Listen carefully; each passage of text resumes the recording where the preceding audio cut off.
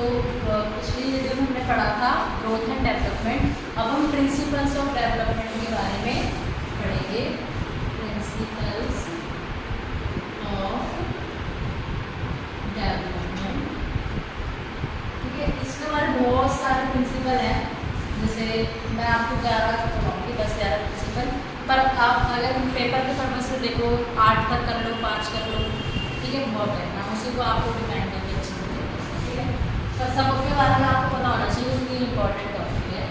तो हमारा सबसे पहला है हमारा प्रिंसिपल ऑफ, मतलब आगे मतलब ज़रूरी नहीं है कि लाइन वाइज है, मैं आपको पहले बता रही हूँ प्रिंसिपल ऑफ कॉन्टिन्यूटी, ठीक है। तो जैसे मैंने डेवलपमेंट में बताया था कि जो डेवलपमेंट होती है वो हमारी क्या होती है कि कॉन्टिन्यूस चलती है वो हमारी डेवलपमेंट। तो इससे क्या पता लग रहा है कि जो हमारी डेवलपमेंट है वो क्या होती है, कॉन्टिन्यूस चलती है हमारी। तो वही है हमारा प्रिंसिपल ऑफ कॉन्टिन्यूटी, क्योंकि जब हम पैदा होते हैं और जब तक हम मरते हैं हम कुछ ना कुछ हम सीखते ही हैं। तो डेवलपमेंट एक कॉन्टिन्यूस प्रोसेस है। तो एक इसका प्रिंसिपल हो गया प्रिंसिपल ऑफ कॉन्टिन्यूटी, मतलब ये हमारा ओम से टोम तक, यानी जन्म से कब तक चलती है, वही कॉन्सेप्शन यानी कॉन्सेप्शन टू डेथ। कॉन्सेप्शन वही थी माँ के पेट से और डेथ तक हमारी ये चलती है। तो ये होगा हमारा प्रिंसिपल ऑफ कॉन्टिन्यूटी की कॉन्टिन्यूस होती है हमारी डेवलपमेंट। उसके बाद है हमारा general to specific. General to specific क्या होता है, इसमें ग्रॉस मोटर स्किल से हमारी फाइन मोटर स्किल की तरफ जाते हैं। इसका मतलब मैं आपको समझाती हूँ। ग्रॉस मोटर स्किल यानी लार्ज मसल्स, कोई भी लार्ज मसल से हमारी जो फाइन मसल्स होती हैं उसकी तरफ जाती है। इसका मतलब समझो आप, जैसे बच्चा है हमारा, तो क्या होगा कि पहले तो मतलब लार्ज मसल्स काम करती हैं। जैसे अगर मान लो कोई बेबी बॉर्न हुआ है तो पहले वो हाथ पैर चलाना सीखता है ना, तो पहले उसकी क्रॉस मोटर स्किल्स डेवलपमेंट होती है, वो लार्ज मसल सीखता है। अब मतलब छोटा बेबी तो ऐसा नहीं है ना कि जो आपके काम फिंगर से हो रहे हैं, यानी जो फाइन मसल्स है वो कर लेगा। पहले वो हाथ पैर चलाना सीखेगा, जो उसके लार्ज मसल्स हैं, उसके बाद वो क्या करेगा, धीरे धीरे लिखने में वो होगा, मतलब सक्षम बनेगा, मतलब इम्प्रूव होगा। तो क्या होगा, फाइन मसल्स उसकी वहाँ पर क्या होगी, यूज होगी। मतलब पहले वो क्रॉस मोटर स्किल्स सीखेगा और उसके बाद फाइन। तो इसलिए है कि जनरल टू स्पेसिफिक। पहले जनरल ऐसी यानी ऐसे हाथ पाँव चला रहा है, कोई इतना कोई हो नहीं है। स्पेसिफिक यानी कि वो कोई स्पेसिफिक काम कर पा रहा है, जैसे लिख पा रहा है, तो वो स्पेसिफिक की तरफ जा रहा है। फिर उसके बाद हमारा है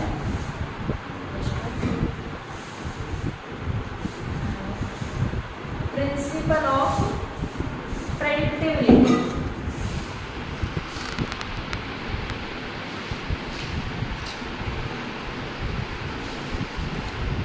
प्रिंसिपल ऑफ प्रेडिक्टिबिलिटी में क्या होता है बेटा, कि हम बच्चे को प्रेडिक्ट कर सकते हैं। जैसे अगर हम शुरू से बच्चे को प्रेडिक्ट कर लें कि मतलब पहले से उसके डेवलपमेंट की, अगर बच्चा शुरू से अच्छा है पढ़ने में, तो हम एक अनुमान लगाते हैं। प्रेडिक्ट का मतलब होता है अनुमान, कि आगे तो ये बच्चा बहुत अच्छा जाएगा, मतलब हम उसको प्रेडिक्ट कर लेते हैं। तो मतलब प्रिंसिपल है क्या होगा डेवलपमेंट का, कि डेवलपमेंट हम प्रेडिक्ट कर सकते हैं, अनुमान लगा सकते हैं।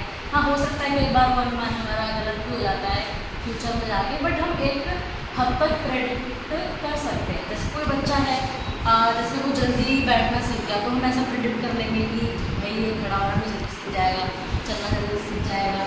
तो ये क्या हो गया, प्रिंसिपल ऑफ प्रेडिक्टिबिलिटी।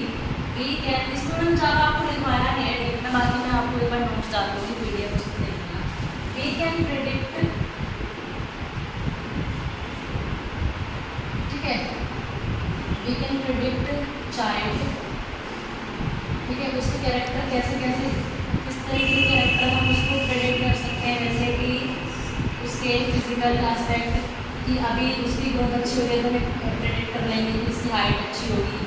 सोशल, कि भाई हमने देखा है कि एक बच्चा है शुरू से क्या है, अकेले रहना पसंद करता है, ज़्यादा फ्रेंडली नहीं रहता, और एक बच्चा है बहुत ज़्यादा फ्रेंडली रहता है। तो हम ये प्रेडिक्ट कर लेते हैं कि इसको ज़्यादा दिक्कत नहीं होगी। अगर ये जो फ्रेंडली वाला है कि जॉब वगैरह में जाएगा इजीली वहाँ पे घुल मिल जाएगा। और जो अकेला अकेला रहता है भाई इसको बहुत दिक्कत होगी। ये तो अकेला ही रहना पसंद करता है, आगे कहीं जाएगा तो उसको प्रॉब्लम फेस करनी पड़ेगी। तो फिजिकल, सोशल, उसके ब्रेन, कॉग्निटिव एस्पेक्ट के बारे में भी हम पता ऐसे ये हो गया हमारा प्रिंसिपल ऑफ प्रेडिक्टिबिलिटी।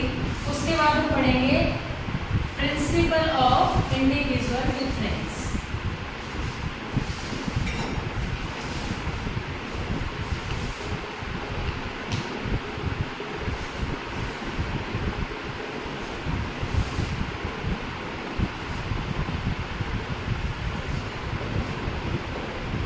अब देखो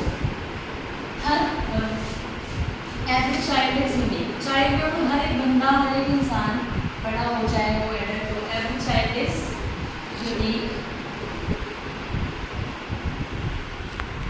ठीक है, मतलब इंडिविजुअल डिफरेंस का मतलब क्या होता है? इंडिविजुअल मतलब एक हर अलग अलग बंदा, तो उसमें डिफरेंस होते हैं हमारे। तो प्रिंसिपल डेवलपमेंट से क्या होता है, हमें सबके इंडिविजुअल डिफरेंस के बारे में पता लगता है कि सबके अंदर हमारे डिफरेंस है, सबका डेवलपमेंट अलग होगा। एक 2 साल के बच्चे का डेवलपमेंट अलग होगा। एक अब सेम एज में भी हो जाता है कि अगर मान लो 10 साल के बच्चे हैं, अगर सारे एक साथ हैं, उनमें भी आपस में कोई ना कोई इंडिविजुअल डिफरेंस होता है। जैसे कि उसके फिजिकल अपीयरेंस भी हो गया, देखने में कैसा है, और ठीक है उसके जेंडर से हो गया, बॉय है, गर्ल है, ठीक है उसके बिहेवियर पे हो गया। तो यहाँ पर बहुत सारे हमारे क्या होते हैं इंडिविजुअल डिफरेंस। तो चलो ये मेरा कौन सा पॉइंट था? 4 पॉइंट था। ठीक है, 3 पॉइंट मैंने आपको बता दिए थे। हाँ 2 पॉइंट में पहले बता चुके थे। ठीक है, मैं एक बार बोलती सॉरी। ठीक है, तो ये हमारा क्या हो गया प्रिंसिपल ऑफ इंडिविजुअल डिफरेंस। इसके बाद हम देखेंगे प्रिंसिपल ऑफ डायरेक्शन। 5 का पॉइंट होगा जो कि हमारा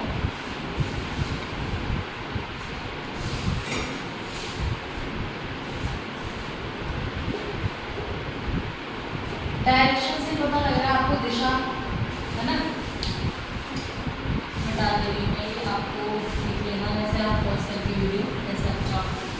ठीक है, इसमें हमारी जो चीज़ होती है प्रिंसिपल ऑफ डायरेक्शन में, एक होता है सी, ठीक है, एक होता है सिफेलोपोडल और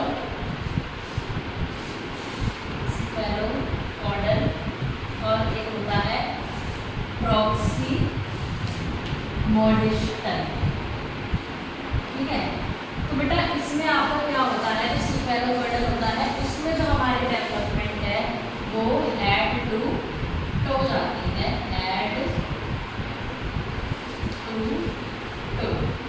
ये हमारी हेड टू टो, इसका मतलब समझ लो कि क्या होता है बेटा, जब बच्चा होता है तो उसके अंदर क्या होता है, पहले क्या करता है बच्चा अपना सर संभालना सीखता है। आपने देखा होगा ऐसा तो नहीं डायरेक्ट बैठ कर सीख गया, धीरे धीरे क्या होता है वो अपना सर संभालना सीखता है।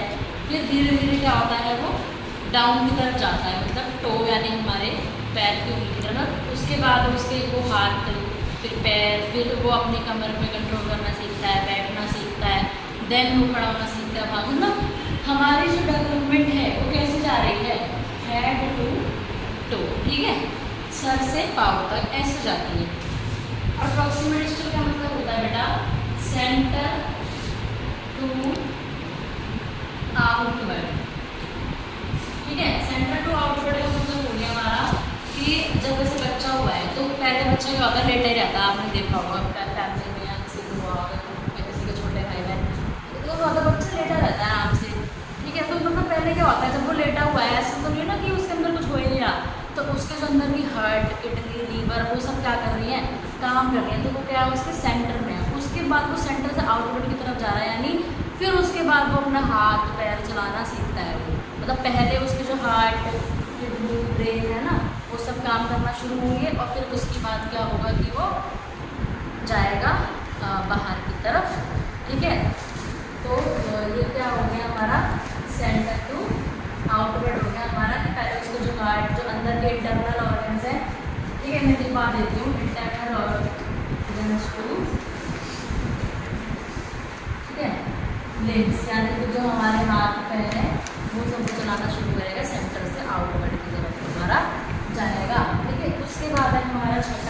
जो कि है principal of inter relation. Principle of inter relation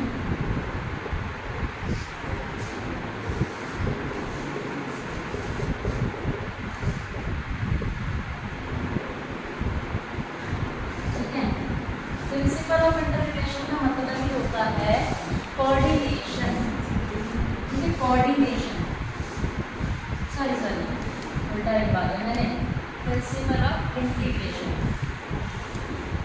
जिन्होंने मैथ पढ़ी होगी 11th 12th में उनको पता होगा, हालांकि इंटीग्रेशन अलग है, पर इंटीग्रेशन का मतलब होता है सब चीज़ों को साथ में जोड़ देना। मतलब यहाँ पे बहुत सारे चीज़ों पे ध्यान केंद्रित करना, कोऑर्डिनेशन। कोऑर्डिनेशन से आप समझ लो जैसे हम साइकिल चलाना, कोई साइकिल चलाना सीख रहा है तो उसको वहाँ पे क्या करना पड़ता है, कोऑर्डिनेशन। उसकी कितने सारी चीज़ें वहाँ पे यूज़ होती हैं। मतलब वो हैंडल भी पकड़ रहा है, ठीक है, सामने भी फोकस कर रहा है, पैडलिंग भी कर रहा है, यानी वो क्या कर रहा है, और उसकी जो जितनी भी मतलब एक्टिविटी है उनका साथ में इंटीग्रेशन हो रहा है, एक साथ बहुत सारे स्कोप पर वो हो रहा है, ठीक है। तो ये भी उसके डेवलपमेंट में ही आएगा। तो ये होता है हमारा प्रिंसिपल ऑफ इंटीग्रेशन। इसमें हम कोऑर्डिनेशन दिखाना सीखते हैं, ठीक है। वही कि अगर सामने भी फोकस कर रहा है, पैडलिंग भी कर रहा है, हैंडल भी संभाल रहा है, बहुत सारी चीज़ों को जब वो साथ में अपनी एक्टिविटी को इंटीग्रेट कर रहा है, इसको हम बोलते हैं प्रिंसिपल ऑफ इंटीग्रेशन। अब हम पढ़ेंगे बेटा principle of inter relation. Principle of inter relation 7वां पॉइंट हमारा।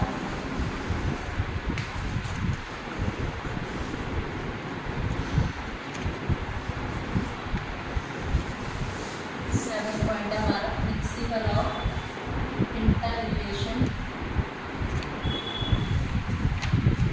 ठीक है। अब देखो एक होता है हमारा फिजिकल, ठीक है, फिजिकल डेवलपमेंट होती है हमारी, मैंने शॉर्ट में लिखाया है। एक होती है कॉग्निटिव डेवलपमेंट, एक होती है सोशल डेवलपमेंट, ठीक है। कॉग्निटिव डेवलपमेंट में हमारा लैंग्वेज डेवलपमेंट भी आ जाता है उसके अंदर देखिए, और सोशल डेवलपमेंट में क्या आता है हमारा, मॉरल डेवलपमेंट भी आ जाता है और इमोशनल डेवलपमेंट भी आ जाता है, ठीक है।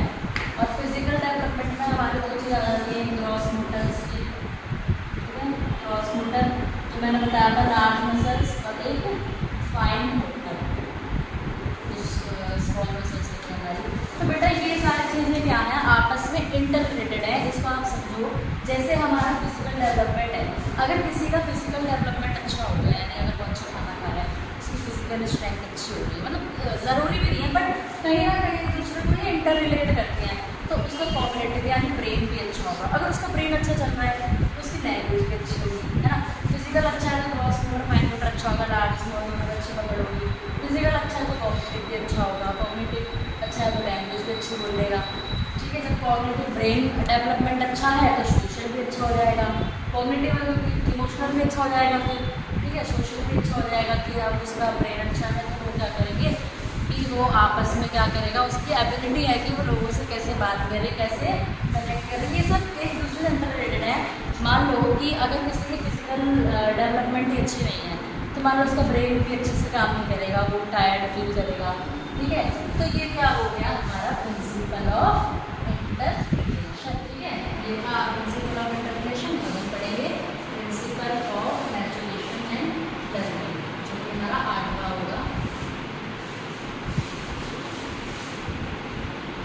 ठीक है ना। तो principle of maturation and learning, बेटा मैचुरेशन यानी वही हो गया हमारा, ये लिखा है मैचुरेशन एंड लर्निंग। मैचुरेशन वही हो गया हमारी मेच्योरिटी। तो मैचुरेशन क्या होती है, जैसे हम मेच्योर हो गए, हम फिजिकली एक मैचुरेशन होता है जो बायोलॉजिकल मैच्योरिटी होती है। जब हम मेच्योर हो जाते हैं, हमारी हाइट एक पर्टिकुलर स्टेज पर पहुँच गई हमारा, ठीक है, तो वो होती है हमारी मैचुरेशन। तो पहले क्या होगा, मैचुरेट होगा हमारा फर्स्ट मैचुरेशन देन लर्निंग। तो ये मैचुरेशन एंड लर्निंग आपस में देन लर्निंग, क्योंकि अगर मैच्योरिटी अच्छी होगी बंदे की तो वो अच्छी चीज़ों को समझ पाएगा, लर्न कर पाएगा। ठीक है, तो ये था हमारा principle of maturation and learning. अब हमारा है 9वां प्रिंसिपल ऑफ, चलो प्रिंसिपल ऑफ देखो तो प्रिंसिपल ही है, development is joint product of heredity and environment.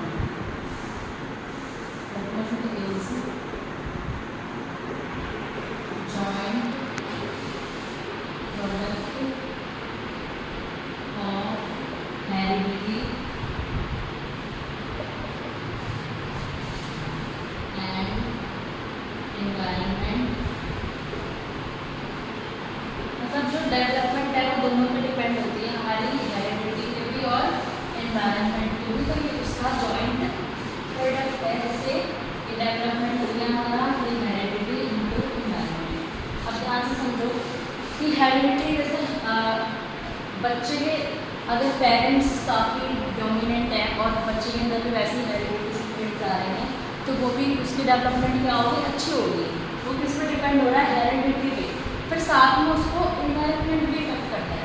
मान लो किसी की ना बहुत अच्छा वो है हेरिडिटी ट्रेट और इन्वायरमेंट भी अच्छा मिल गया तो बहुत अच्छा चला जाएगा बच्चा। वो किसी की हेरिडिटी ट्रेट बहुत अच्छी है पर इन्वायरमेंट बेकार है तो थोड़ा बहुत इफेक्ट पड़ेगा उसका, पड़ेगा। लेकिन कि अगर मान लो हेरिडिटी ही बेकार है तो फिर इन्वायरमेंट क्या करेगा, अगर और बेकार इन्वायरमेंट होगा तो और से बुरा हो जाएगा।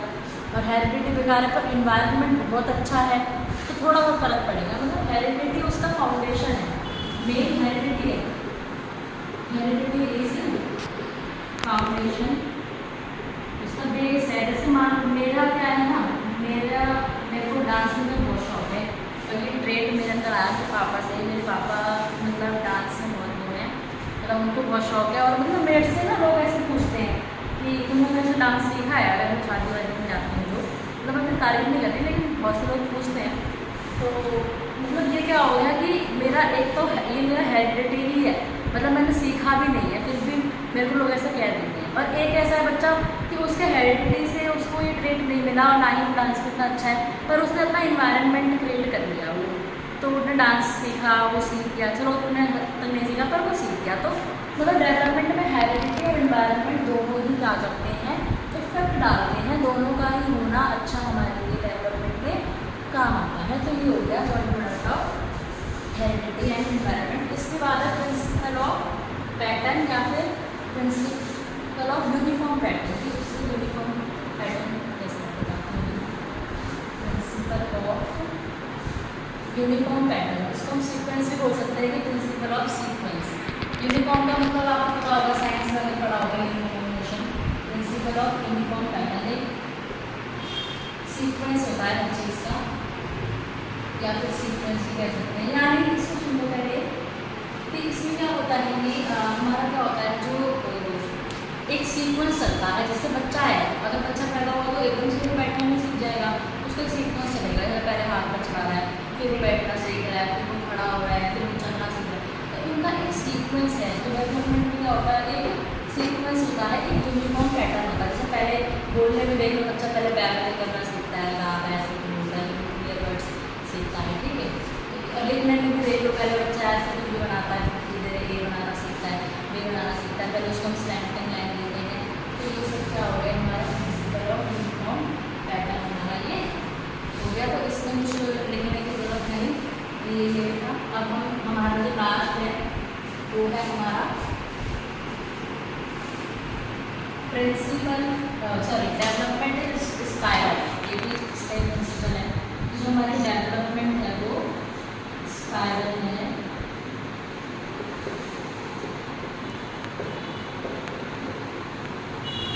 डेवलपमेंट इज स्पाइरल, ठीक है। जो हमारी डेवलपमेंट होती है वो स्पाइरल होती है। इसका मतलब है कि एक स्पीड से नहीं होती, ठीक है, एक स्पीड से नहीं होती, ठीक है। जैसे एक स्पीड से नहीं होती। देखो जो हमारा इन्फेंसी होती है उसमें जो हमारी डेवलपमेंट का रेट होता है ना वो फास्ट होता है बेटा, बच्चों के अंदर। बच्चों ने देखते कितनी जल्दी जल्दी ग्रो होना शुरू होता है, तो वो फास्ट होता है। फिर जो चाइल्डहुड आता है हमारा, फिर उसके अंदर हमारा क्या हो जाता है, प्रोसेस स्लो हो जाता है। फिर एडोलेसेंस में फिर से फास्ट हो जाता है। एडोलेसेंस हमारे प्यूबर्टी कैरेक्टरिस्टिक्स आते हैं, सेक्सुअल ट्रेट्स आते हैं।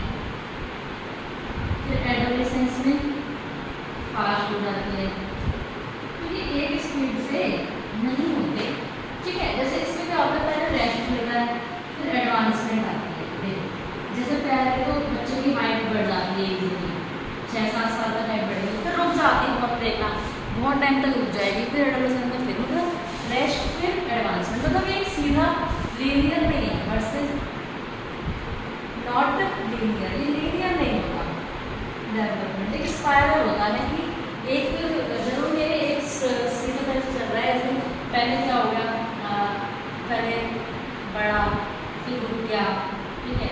तो ये स्पाइरल होता है, जो हमारी डेवलपमेंट है वो स्पाइरल होती है, एक स्पीड से नहीं होती। पहले रेस्ट में होती है, पहले मुझे पूरी रेस्ट होती है, फिर एडवांसमेंट आ जाती है। ज़रूरी नहीं है कि इंक्रीजिंग ऑर्डर में चलती है, ठीक है। इस तरीके से इसमें होता है। तो ये हो गया हमारा principles of development. I hope आपको अच्छा लगा हो। Thank you.